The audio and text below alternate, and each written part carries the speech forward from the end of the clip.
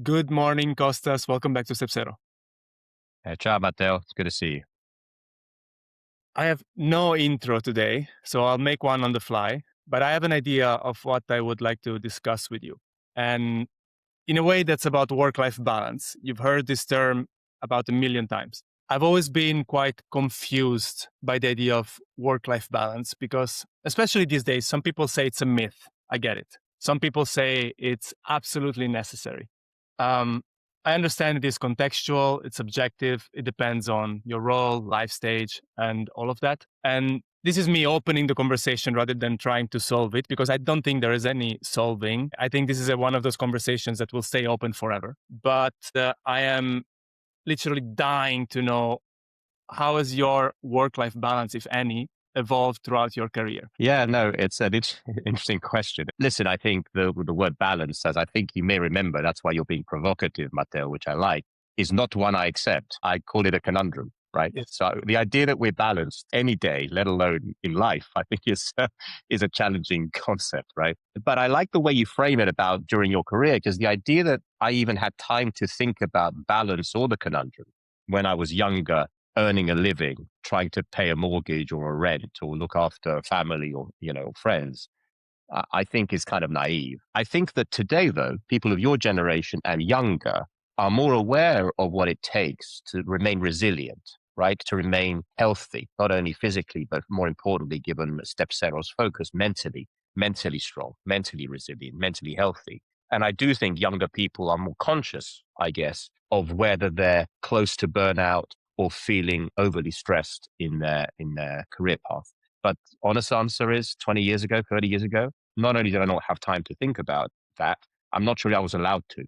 Hmm. Well, I mean, we are standing on the shoulders of giants, as they say. So we know now with social media, we have access to a lot more information. We understand that there can be a lot more to life than putting your head down on a desk and typing emails away. But I also understand that, like I said at the beginning, it's very context dependent. Me as an individual contributor, I can seek that balance or integration if you want. It won't be the same for someone who is at the top of the ladder and has much bigger responsibilities. So that's why I'm curious to hear your point of view, because you seem to me someone who is quite grounded and has a pretty fair perspective. You won't sugarcoat it to me. You won't tell me it's easy to reach somehow a certain level of integration. I think you would give it to me straight. So at the peak of your career, when you were still an employee, you still had the boss. How did work-life integration, how did this conundrum somehow look like? Yeah, no, I think ultimately it comes down to building alliances. I mean, we're all human beings who need to feel valued or fulfilled. Hmm. And if we feel overwhelmed, right, by by our responsibilities or what's being asked of us, yeah, by our bosses, I always say that burnout or stress or being overwhelmed by that is not a function of the hours you work. If you're doing something you love, right, it's not about the hours you work. It's about whether you have a system in place to recover, to replenish. Hmm. So again, when I was a banker and I didn't sleep for 3 or 4 days, but I was able to laugh about it at the end with a couple of friends who went through it with me. And I Hmm. was able to somehow give myself time to recover. Then I could do it again for another 3 or 4 days. So I think when you're more junior, as you're building your career, I think your mental state, which is really underpinning your question, right? The work-life balance question is always, is your life too stressful? Am I able to cope? That's Hmm. what it's at the root of it. And the way you cope, I think, is by sharing the load, finding alliances with people who can laugh as well as support you, given the challenges of earning a living and staying sane, right, at the beginning or in the early years. And I think when you share that, actually builds camaraderie and it helps you understand what it is that matters to you. So, for example, when I was younger, what sustained me in investment banking? Pretty much the fact that I had a family and I wanted to support them.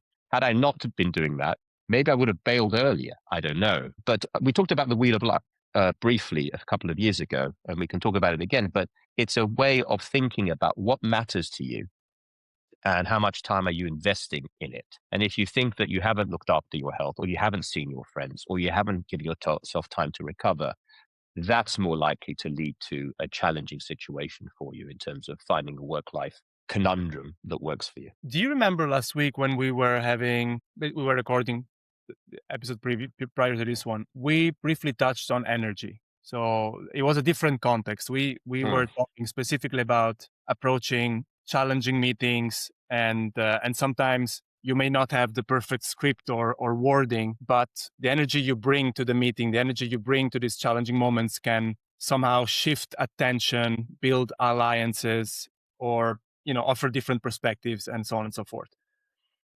I also know that when it comes to this conversation about work-life integration, work-life harmony, however you want to call it, energy plays a big role, right? It's not necessarily about the time you invest, but about the tasks you pay attention to. Is this task giving me energy, or is this task an energy sucker? Do you find yourself thinking about this during your day-to-day? Absolutely. Honestly, you put your finger on it. Because for me, the way I protected myself, even when I was more senior and being asked to do lots of things, is I never gave my executive assistants control of my diary. And I think I was one of the few bankers who wouldn't do that. And I had very good relations with my executive assistants. I won't name them, but we're still friends. Yeah, all the people who worked for me were still friends. But they found it frustrating that I didn't give them access to my diary so they could offer up my time to up to different meetings. And you know why? Because I knew, and I kept explaining to them, I knew which meetings would drain me and which meetings would give me energy. And they didn't.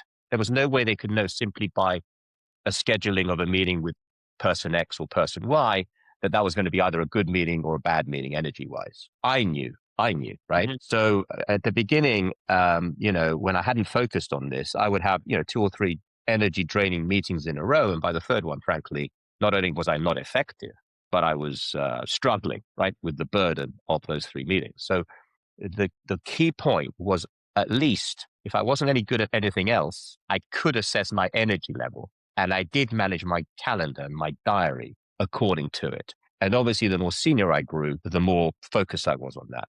I have a difficult meeting. I then have an energy giving meeting. Then I have an energy draining meeting. Yeah. I alternate. Oh, tomorrow my schedule looks like this. I'm going to be coaching a very difficult situation, let's say, but then I'm going to be having a meeting on something that is for charity or pro bono, or what I'm giving back to an educational partner that I have in terms of the university I used to go to. You see what I mean? I mix it up, mindful, exactly of that point. The level of energy it's either going to give me or drain from me based on the context. I don't want to ask directly for suggestions because again, it's very subjective, right? But in your case, would you prefer to start the day with a tough task, with an energy consuming task, or do you feel the need to warm up a little bit before getting there? It depends, man. It's a good question. Listen, generally speaking, I'm much better in the morning. I think Uh-huh. we talked about time prioritization, I think, a few times ago. I think we all have a lull after lunch, whatever we eat or don't eat. So if you have a big lunch, of course, you have a massive lull. Even if you eat lightly, I think the body sort of clock Mhm. has a deceleration, I don't know, 2 to 4 o'clock, let's say, whatever time zone you're in. So I think I've been mindful of that, and I try to do less difficult tasks at that time. However, I may not have a choice. I coach some incredibly senior, impressive people in New York, and 2 o'clock is 9 a.m. Eastern, right? And I Mm. have to be on the top of my game. So what I may do in those days when I'm coaching, not difficult people, but, challenging senior uh, partners, colleagues, is I think about what I do before that in order not to sap my energy ahead of it. So you don't always have control, however senior you are, because ultimately, if you're a service professional or a service provider, yeah, you have clients who may have other needs. Um, so I don't think it's about necessarily being specific about the time zone. But broadly speaking, I think you have a sense of yourself, and my sense is I'm more effective, more sharp in the mornings, and I do the tougher work instinctively then, and then I do some sort of more mundane operational logistics, admin stuff in the early afternoon when I'm less energized. Yeah, I wish I was more like that. I've tried over the years to be what I call an early bird with very little success. It looks like I'm switching on in the afternoon. I don't know if that's a, um It doesn't matter as long as it works for you, man. As long as you're aware of it, that's the point. it works so far, right? So I'll stick to it as long as I can. I mean, clearly, I'm making this episode about you. I hope it's okay that I ask a couple of more things about how you go about work-life harmony. We'll stick to that term. As I was reading around, I scout often on LinkedIn and different articles as I look for interesting topics for the podcast. I came across a distinction that I thought was quite interesting between people who prefer to integrate work and personal life. I guess this would be the people who interact with colleagues outside of work, who don't mind talking about work-related events with their private partner, whatever that is. But there's also people who are really good and effective at setting clear boundaries. I don't know if these people sit at different ends of a spectrum, but they clearly approach energy management and time management in a different way when it comes to work and life. Which one are you, or do you belong to any of the two categories? Wow. I think I belong to both depending on the environment. So I guess as a coach, I spend a lot of time meeting interesting people, potential clients, but not necessarily potential clients. It could be potential coaching partners. I not only coach individuals, I coach organizations, and sometimes you team up, right, with other coaches. So increasingly, I guess, I'm blurring the edges in some way between my networking or my sort of more social parts of my day with the things that I care about from a business perspective, right? But the reason I don't think I'm at the other end of that historically as a banker is I still enjoyed socializing with my team or with my colleagues. Again, it goes back to where we started, Matteo. That's how you do build alliances. That's how you do kind of understand each other better beyond the stress of the moment of the job or the project. So, people can keep them separate, never meet colleagues outside of work. And if that works for them, fantastic. On balance, I don't think that is ultimately the way to be the most effective leader. And it's not just about leadership. It goes back to where we started. It actually helps you, the individual, whether you're a leader or not at that point, even though, as you know, I think everyone's a leader, regardless of the title. But I think it helps you form an understanding with people that's easier to rely on in tougher moments.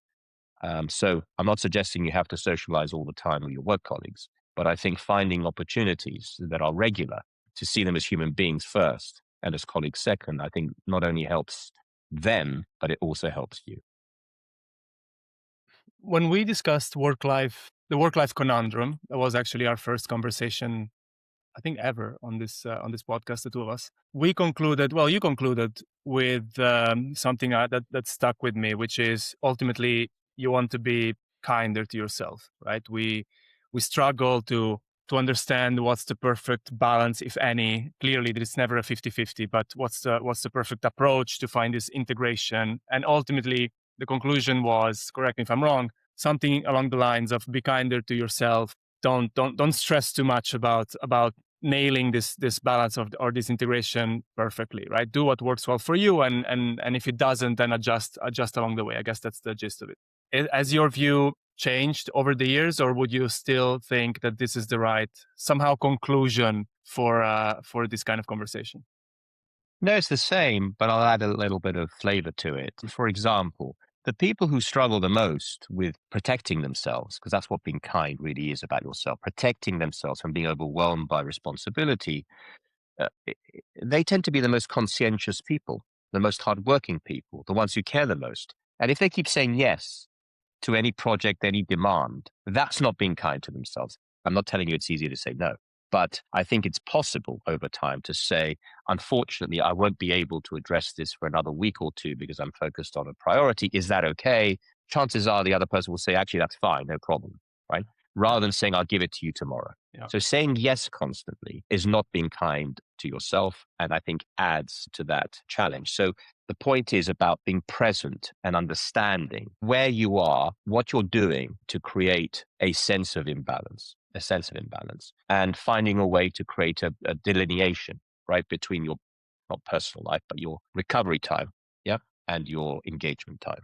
I do think it's become harder, right, because of social media, because of the fact we're speaking on a Zoom call, because of the fact that people work from home as much as they do from offices. Mm-hmm. So the lines are blurred, right? The lines are blurred. And if you haven't looked after your health for a month, going back to this point about not beating yourself up, okay, but be mindful of the fact you haven't and find a way next month to look after yourself better. Or if you haven't seen your family and you miss them, or if you haven't seen a group of friends that make you feel good, yeah, be mindful of that. Doesn't mean every week you can be balanced, going back to this concept. But be mindful of that. Be kind to yourself. Oh, no, I'm going to have a couple of tough weeks. But you know what? I've underinvested in my health or my well-being or my friendship group or my family or my, or going to see something cultural, whatever it is. That's the kindness bit. It's not a constant balance, but it's important to be present and to think about what is impacting you. And often it's about saying no, which is not easy, to demands on you, especially if you happen to be a conscientious, goodwill person who wants to help others or wants to be responsive. As always, thanks for your perspective, Costas. No problem. Good to see you.